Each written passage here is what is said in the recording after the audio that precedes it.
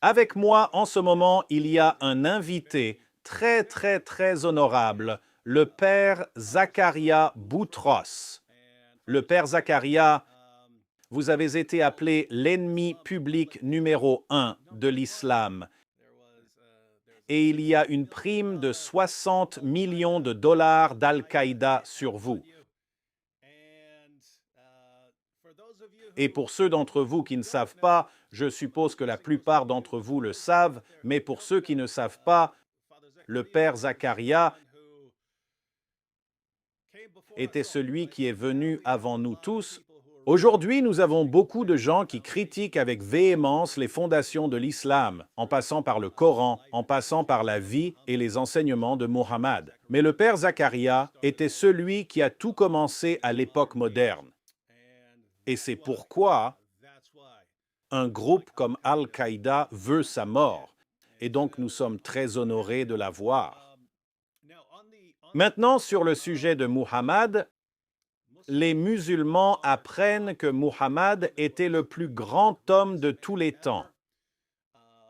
Ce que les musulmans disent aujourd'hui, c'est qu'il est le sceau des prophètes. Il y a eu tous ces prophètes dans la Bible, et puis il y avait Jean-Baptiste et Jésus. Et maintenant, nous avons Muhammad qui est le dernier, et les musulmans croient qu'il est le plus grand. Maintenant, vous qui avez tout lu sur Muhammad, et vous faites des vidéos et des émissions depuis de nombreuses années. Lorsque vous lisez sur Muhammad, que voudriez-vous qu'un musulman ici sache sur Muhammad qu'ils ne savent pas? Le premier jour, Muhammad était possédé par le diable. Il est descendu des grottes de Hira, comme c'est écrit. Démon. Sa femme lui a demandé, Khadija, la première femme, « Qu'est-ce qui ne va pas avec toi ?» Il l'a avoué ouvertement et lui a dit, « Je sens que je suis possédé par Satan. » Il le dit lui-même, et c'est écrit dans leur livre en arabe. Mais personne ne veut le dire. Il a avoué, « Je suis possédé par Satan. » Comment est-ce possible? Un prophète qui vient et dit « Je n'ai aucun intérêt pour votre personne, sauf pour 3 choses. Les femmes, la nourriture et le parfum. » Un prophète qui n'a aucun intérêt pour les gens, sauf pour 3 choses ignobles. Comment cela se fait-il? Les musulmans doivent donc savoir ouvertement et clairement que Muhammad était un faux prophète utilisé par Satan. Au fait, ils ne connaissent pas le chemin vers le ciel. Les musulmans connaissent le chemin vers Jannah, qui est un grand jardin avec 4 rivières, dont l'une est une rivière pleine de vin. Et là-bas,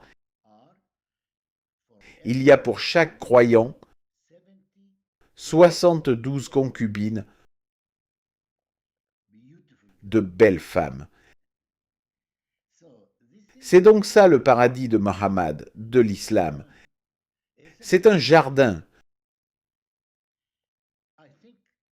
Je pense que si Muhammad venait en Amérique, il dirait « Oh, voici le Jannah de Dieu, voici le paradis, avec plein de femmes et de vin. » Oui, c'est donc un mensonge. Il n'y a pas de ciel dans l'islam. Il y a un jardin pour leur luxure. Rien de plus. mais la Bible nous montre ce qu'est le ciel, ce qu'est le royaume de Dieu, comment nous pouvons y aller et être avec Dieu, profiter de son amour et être unis avec lui. C'est cela la Bible. Oui, et je pense que si nous regardons les preuves, c'est tout simplement indiscutable. Quand nous regardons la vie de Muhammad, ses enseignements ne correspondent tout simplement pas. Beaucoup de musulmans ici diront « Mais regardez les prophètes de la Bible, regardez le roi David, il a péché et ainsi de suite. Ils ne comprennent pas. Oui, vous pouvez pointer des choses que les prophètes ont faites, mais ces choses sont des péchés, mesdames et messieurs. Quand le roi David a couché avec Bathsheba, c'était un péché. Il a été condamné pour cela. En islam, Mohammed fait toutes ces choses et Allah pense juste que c'est génial, peu importe combien de choses Mohammed fait. Avec une petite fille ou avec la femme de son propre fils adoptif, Allah lui dit juste « bon travail, continue de le faire ». Donc, mesdames et messieurs, il n'y a aucun moyen, il n'y a tout simplement aucun moyen que Mohammed soit dans la même lignée de prophètes que nous trouvons dans la Bible. Dans la Bible, oui, les prophètes ont péché et ils sont réprimandés par Dieu, ils sont punis. En islam, il semble presque que le Dieu de Mohammed veut juste qu'il continue de pécher, encore et encore et encore. Et allant dans ce sens, mesdames et messieurs, il y a même dans un hadith où Allah dit que si les gens ne pêchent pas, il va les détruire. Il va les détruire parce qu'ils ne pêchent pas. Il dit qu'il va ensuite créer de nouvelles personnes qui vont pécher pour qu'il puisse leur pardonner. Et donc Allah veut juste que Allah veut que les gens pêchent selon Muhammad. Cela ressemble-t-il au Dieu de la Bible, le Dieu dont les prophètes ont parlé? Non, pas du tout. Et donc remarquez aussi que si Allah veut que les êtres humains pêchent, alors son ennemi ultime serait un être humain qui refuse de pécher. Ce dernier serait son ennemi. L'ennemi ultime d'Allah serait quelqu'un qui refuse de pécher. Ce serait donc Jésus-Christ, l'ennemi ultime du Dieu de Muhammad.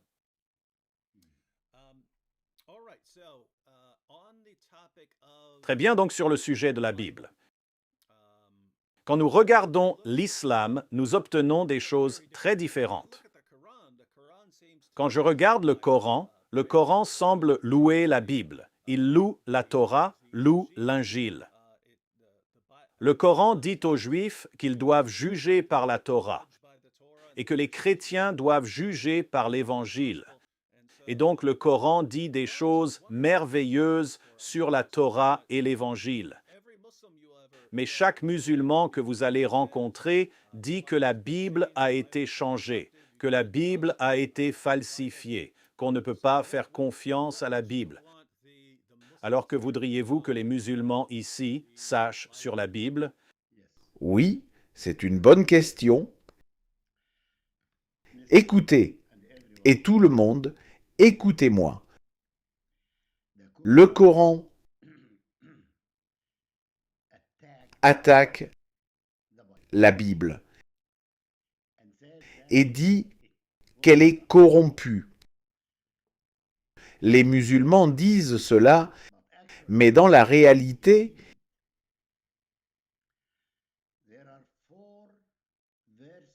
il y a seulement 4 versets dans le Coran qui accusent non pas le Nouveau Testament, mais l'Ancien Testament, et dit que les Juifs ont falsifié l'Ancien Testament.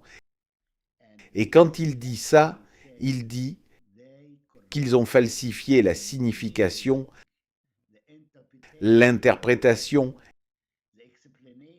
l'explication des versets. Ils l'ont changé. Ils ne pouvaient pas changer la parole de Dieu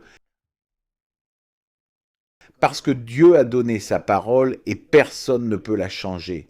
Le Coran dit cela, qu'ils ont donc changé l'interprétation, le sens, mais pas le mot original.